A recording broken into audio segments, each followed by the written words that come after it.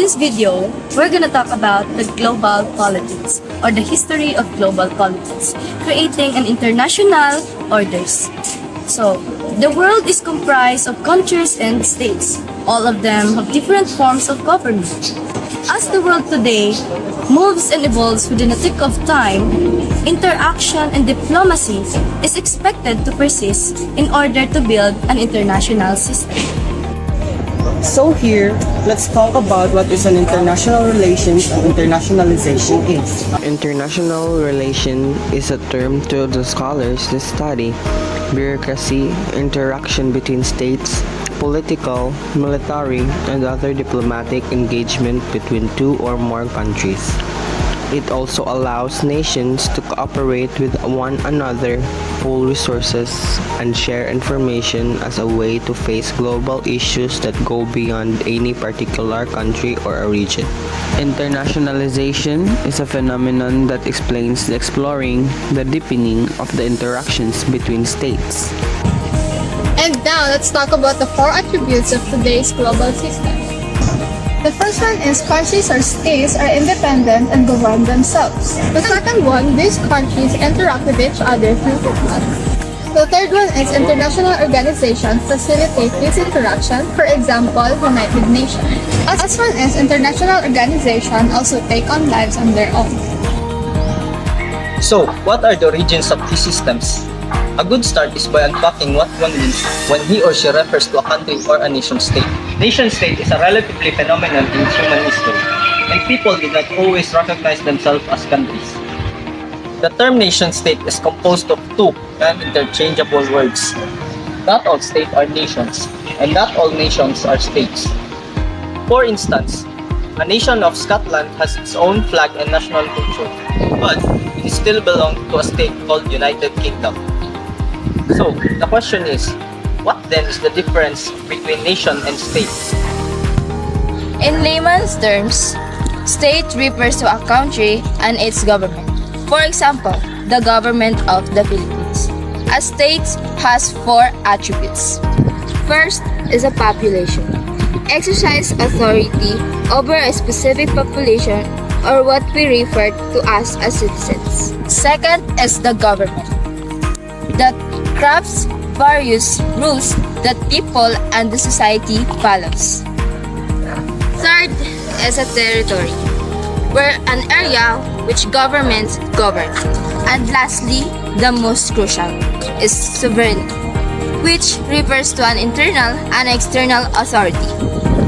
On the other hand, a nation, according to Benedict Anderson, is an imagined community.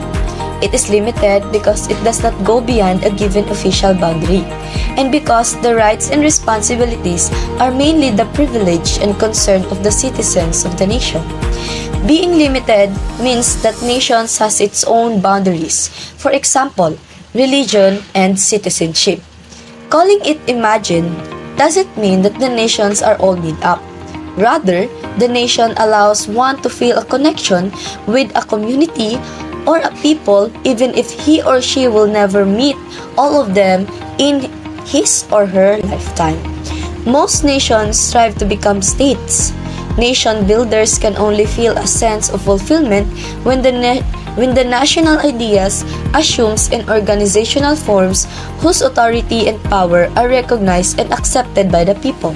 Moreover, if there are communities that are not states, they often seek some form of autonomy within their mother states. The interstate system. The present-day concept of sovereignty can be traced back from the Treaty of Westphalia, which was the set of agreements signed in 1648 to end the 30 Years' War between the major continents of Europe.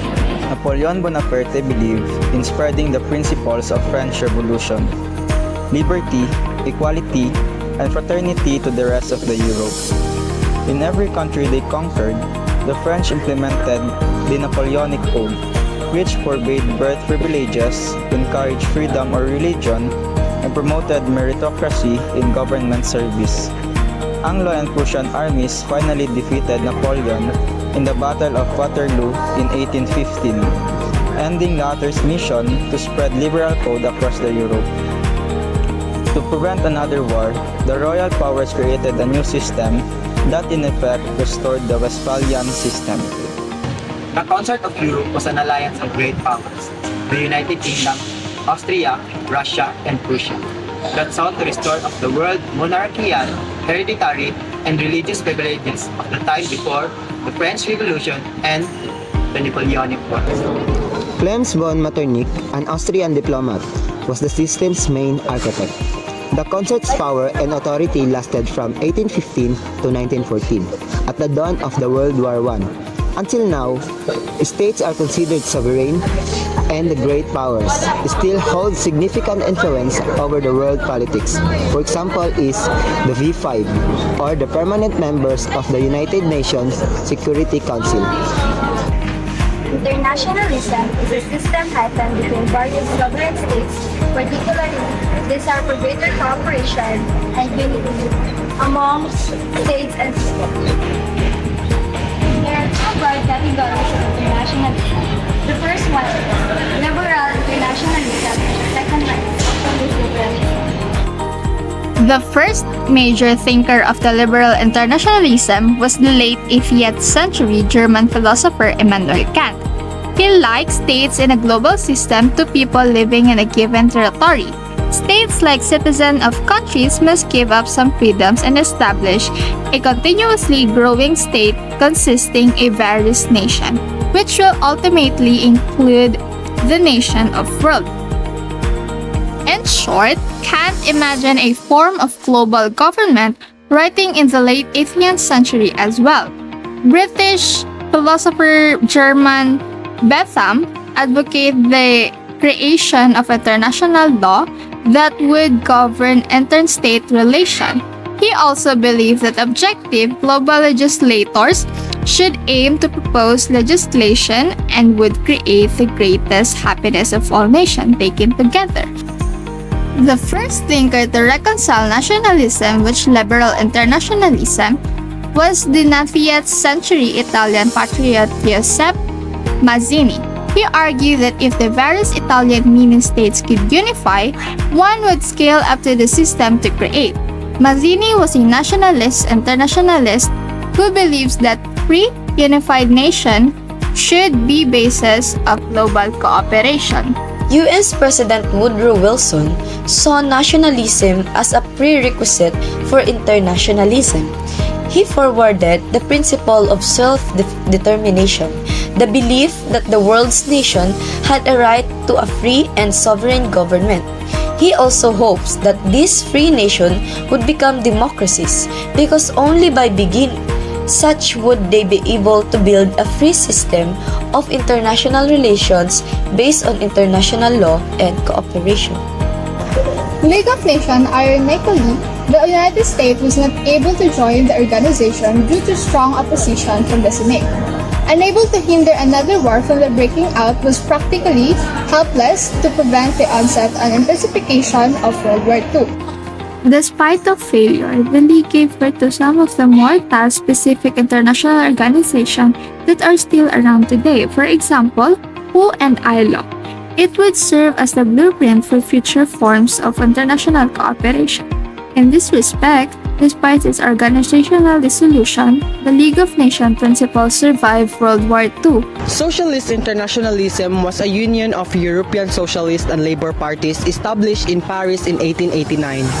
Karl Marx believed that in a socialist revolution seeking to overthrow the state and alter the economy, the proletariat had no nation. Hence, their now famous battle cry, "Workers of the world, unite! You have nothing to lose but your chains."